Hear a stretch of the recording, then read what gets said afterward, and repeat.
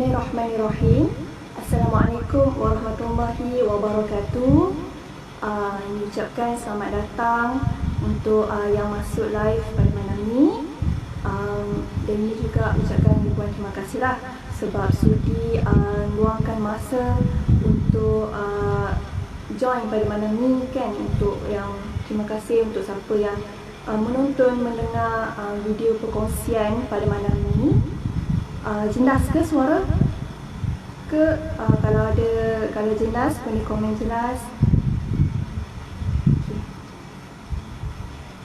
Jadinya ini sebelum ini benda, ini nak minta untuk sama-sama lah kita share dan like, share kepada banyak lagi grup supaya ramai lagi yang boleh dengar, orang kata yang boleh join pada malam ni, dan yang boleh orang kata boleh dengar, boleh dapat input tambahan lah daripada perkongsian ini pada malam ini, insyaAllah.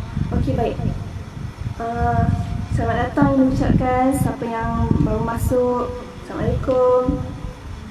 Okey, baik. Jadinya macam biasalah, kisah Snot Harta Pusaka 91 Malam, yang mana kisah Snot ini dia menceritakan orang kata kisah-kisah suka duka mengenai harta pusaka yang berlaku dalam kalangan masyarakat kita. Jadinya tajuk perkongsian ini pada malam ini adalah berkenaan dengan kisah pusaka waris rembat harta. Kan? So bila kita sebut pasal waris rembat harta ni pun kita dah boleh bayang dah macam mana kisah dia kan.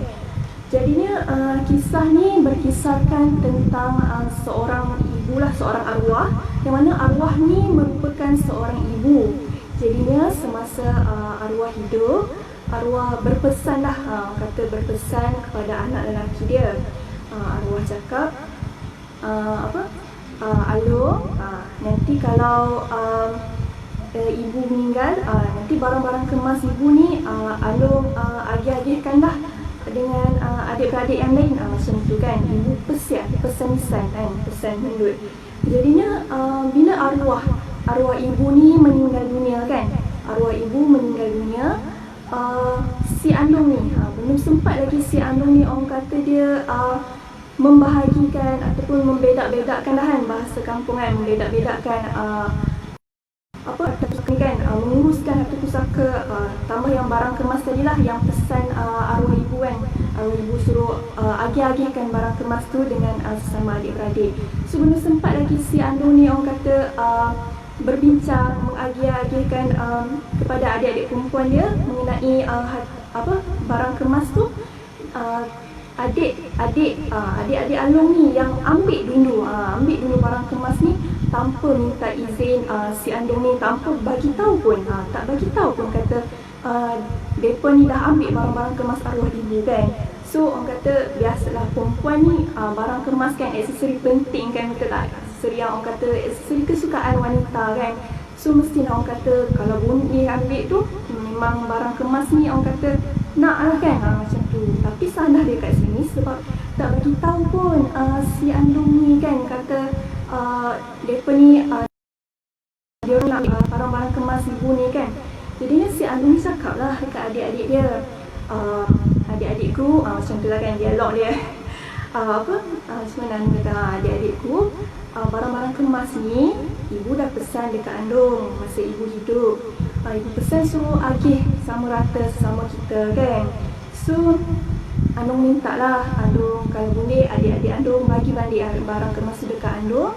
Kita duduk, kita bincang elok-elok, macam tu lah orang kata kan. Kita bincang elok-elok macam mana kita nak bahagi sama banyak sesama kita ni kan. Kiranya si Alung ni dah pujuk banyak kali dah, kan.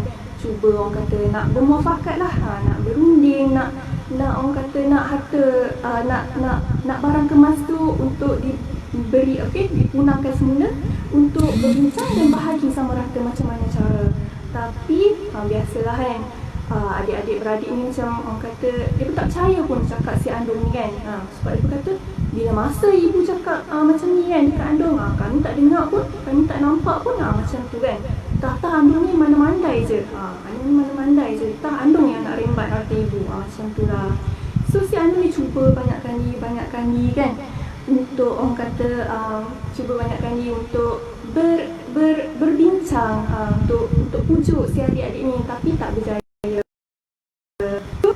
Kisahnya sebenarnya apa yang Ina cuba nak highlightkan dalam kisah yang Ina kongsikan malam ini. Isu yang pertama biasalah isu macam biasa kita dengar, isu rebut kan, isu gaduh kan. Tapi apa yang penting yang Ina nak highlight kat sini adalah mengenai pesan lisan ataupun wasiat lisan macam tu. Sebab satu benda yang Ina perasan lah dalam kalangan masyarakat kita sekarang ni, yang mana masyarakat kita salah faham kata pesan lisan ataupun wasiat lisan ni dah cukup memadai kan. Cukuplah orang kata sekadar pesan mulut kan. Tapi sebenarnya benda tu salah. Apa yang dia cakap salah? Bukanlah maksud ini yang cakap salah tu salah dari segi hukum syarak, bukan. Tapi apa yang nak cuba cakap salah tu adalah salah anggapan masyarakat kita. Sebab apa? Sebab masyarakat kita cakap macam sudah memadai saja pesan lisan ataupun wasiat lisan. Tapi kita bila berlaku macam orang kata macam kisah macam tadi kan, si ibu ni cuma pesan lisan je, yang ada cuma si ibu dan si andung kan. Tapi tak ada pun orang kata dokumen bertulis ke, black and white lah kan, bahasa undang-undang, bahasa law kan, black and white. Kita nak ada black and white tu, hitam putih, dokumen rasmi tu kan. So tak ada pun benda tu. So bila masyarakat kita terlalu menganggap macam memadai lah pesan lisan, memadai lah wasiat lisan kan. Jadi macam ni lah timbul-timbul orang kata salah faham, timbul-timbul pertelingkahan, tuduh menuduh sama adik-beradik kan. Macam tadi si adik ni tak andung yang nak ambil harta ibu, macam tu tuduh kan. Jadinya bila jadi macam ni kan, biasanya lah kalau kes-kes macam ni, biasanya Malai Pusaka akan panggil waris-waris kan untuk datang, untuk bermufakat, untuk orang kata berbincang secara elok, untuk redha dan setujulah terhadap wasiat lisan tu. Tapi andai katalah kalau kes-kes macam ni kan, tak dapat orang kata berbincang pun, bermufakat pun tak dapat orang kata keputusan yang nak tu kan. So benda ni bukan kita kena bawa pergi mahkamah, betul tak? Kena dapatkan orang kata, kena bawa pergi mahkamah syariah, dapatkan pengesahan wasiat dan sebagainya. Sebab kalau kita tengoklah konteks undang-undang kita sekarang ni pun kan, bila berlaku orang kata pertikaian mengenai wasiat ataupun salah faham mengenai wasiat ni, so isu-isu perkara-perkara macam ni akan dikemukakan di mahkamah syariah. So bila dikemukakan di mahkamah syariah, dakwaan yang kita kemukakan dekat mahkamah syariah tu perlu dibuktikan. Buktikan macam mana? Buktikan jika betul lah si pewasiat ni ada kata memesan semasa dia hidup kan, pesan kata nak bagi harta ni dekat dia ni kan, nak bagi harta ni kat anak yang ni ke kan, pesan secara mulut. So benda tu kena buktikan dekat mahkamah syariah. Melalui apa? Melalui mungkin akuan sumpah kan, ataupun mungkin dibuktikan melalui saksi-saksi kan, ataupun mungkin dengan cara bukti-bukti lain lah. Tapi macam contoh kan, kalau andai katalah macam kisah tadi, ada si andung dan si ibu, so tak ada saksi. So macam mana kan, benda ni macam orang kata rumit untuk dibuktikan di mahkamah. Jadinya bila kalau mahkamah buat pengesahan kata wasiat lisan tu ataupun pesan lisan tu tak sah, maka harta-harta pusaka si mati tu kena dibahagikan secara faraid balik lah. Betul tak? Kan? So macam tak boleh ikut apa yang dipesan semasa hidup tu. So benda-benda macam ni crucialnya kita nampak kenapa pentingnya kita perlu menyediakan dokumen bertulis kan. Sebab orang kata kalau macam ini cakap awal tadi lah,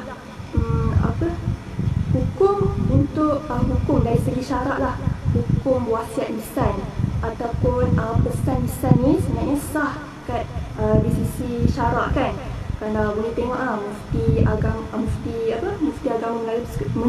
Wilayah Persekutuan sendiri pun memang cakap hukum wasiat lisan ni sebenarnya sah. Dan Mufti sendiri cakap adalah lebih baik jika kita menyediakan dokumen bertulis. Sebab apa? Sebab bila kita menyediakan dokumen bertulis tu kan, kita berharap agar tulisan dalam dokumen tu dapat bertindak sebagai satu pembuktian di mahkamah nanti.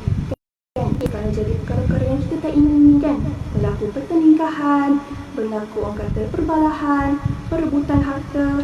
So dengan dokumen bertulis itulah, dokumen rasmi itulah yang dapat jadi bukti di antara orang kata bukti di antara waris, sesama waris, dan juga bukti sesama pemberi pewasiat tersebut. Sebab apa tau?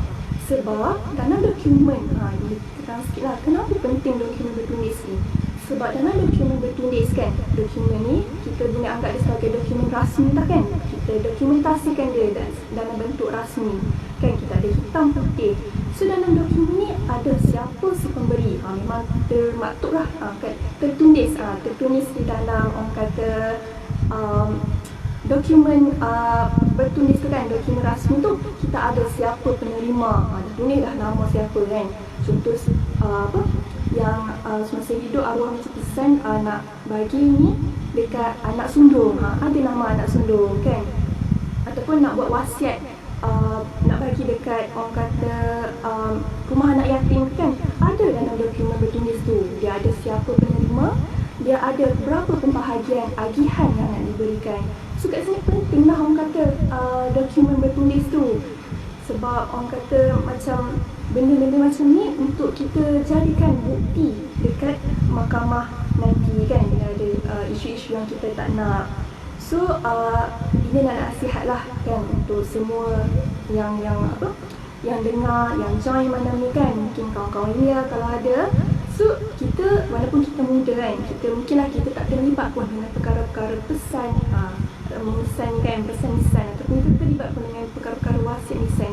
Tapi kita mungkin boleh, kita tak tahu satu hari nanti tiba-tiba mak ayah kita datang kan kat ruang tamu kan, tengah-tengah duduk tu, mak ayah kita datang cakap kat kita, Along ataupun kakak, nanti kalau abah mati, kereta tu ke ataupun tanah kan, so si abah ni pesan macam ni kan. So bila kita dah tahu benda tu, kita nasihatkanlah ibu ayah kita. Kita kata, abah, ibu, apa kata kalau kita buat wasiat bertulis kan, apa kata kalau kita buat dokumen bertulis, sebab senang, benda tu rasmi. Nanti kalau jadi apa-apa kan, kan senang, kita ada hitam putih, kita ada black and white kan, kita ada orang kata dokumen rasmi tu. So walaupun kita muda, kita boleh nasihat mak ayah kita kan. Mungkin ada kat luar sana yang tak tahu pun, macam segelintir masyarakat yang orang kata cukuplah, mereka anggap macam memadai sajalah kan wasiat nisan atau pesan nisan ni. So kat sini ini nasihatkanlah untuk siapa yang kita, ataupun mungkin ada pakcik-pakcik kita macam-macam yang kita tahu perkara ni, kita nasihat mereka kalau ada hasrat nak buat wasiat ataupun orang kata nak pesan, nak bagi harta ni kat siapa, bentuk dokumentasikanlah dia dalam bentuk rasmi. Boleh? Okey.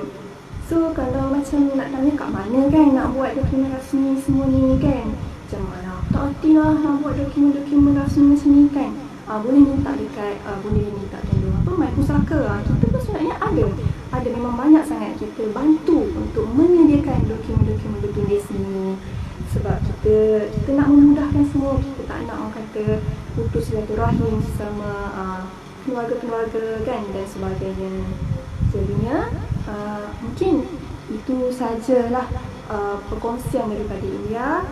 So Ilya haraplah kisah dia macam pendek je kan, tapi benda yang Ilya nak highlight tu penting. Sebab Ilya nampak benda ni dalam kalangan masyarakat kita kan, sekadar orang kata pesan mulut je kan. Instead of pesan mulut, apa kata kita buatkan dalam bentuk dokumen, betul tak? So Ilya harap apa yang Ilya kongsikan pada malam ni akan orang kata bagi manfaat, bagi orang kata pengetahuan baru kan, mungkin yang tak tahu ke, bagi kesedaran untuk ramai lagi kan, untuk kita orang kata ambil berat benda-benda yang macam melibatkan waris-waris kita kena kan. So mungkin itu saja daripada Ilya. Sebelum Ilya endkan live ni malam ni, so sekejap je kan. So Ilya nak ajaklah ramai-ramai esok My Pusaka ada buat kelas warisan online, tajuk Hak Anak Bawah Umur, Tips Menjaga Hak Pusaka anak bawah umur. Esok pasal orang kata hak anak bawah umur dah kan. So boleh ajak ramai-ramai untuk join kelas ni Sabtu esok 5 Jun 2021 daripada pukul 9.30 pagi sampai 11 pagi, yang mana akan disampaikan oleh Tuan Kamarul, Tuan KA, CEO My Pusaka, insyaAllah. So fikir-fikir ni kita kena orang kata banyak join kelas-kelas ini, betul tak kan?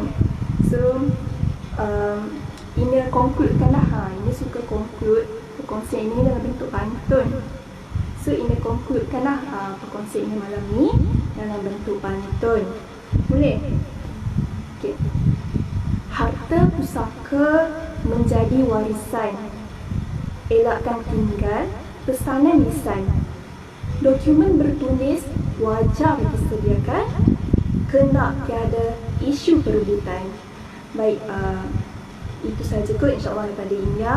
So boleh share supaya ramai lagi yang boleh orang kata mengambil manfaat daripada perkongsian yang orang kata sekadar berapa belas minit ini je kan, insyaAllah.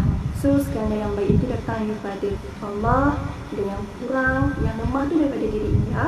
Kita minta maaf kalau ada terkasar bahasa ke apa ke atau yang tak kena. So macam biasalah, kita slot ni akan bersiaran lagi pada minggu hadapan dalam kisah Harta Pusaka Sembilan Suku Mana. So boleh ramai-ramai nak dengar sebab kita tak tahu pun kan kisah-kisah yang berlaku sekeliling kita ni kan. So bila kita tahu kisah-kisah suka duka mengenai Harta Pusaka ni, dia boleh bagi kesedaran untuk diri kita, betul tak kan? So insyaAllah itu sahaja daripada India. Terima kasih semua. Ini doakan semoga kita semua dijauhkan daripada wabak pandemik COVID-19 ni, dan ini doakan semoga kita semua dalam keadaan dilindungi Allah kan. Kita doakan semoga negara kita Malaysia cepat pulih daripada wabak ni kan, supaya kita dapat orang kata hidup macam dulu balik kan. Kita nak buat kan seronok kan rutin harian sini. Okay, baik, itu sahaja daripada India. Assalamualaikum warahmatullahi wabarakatuh.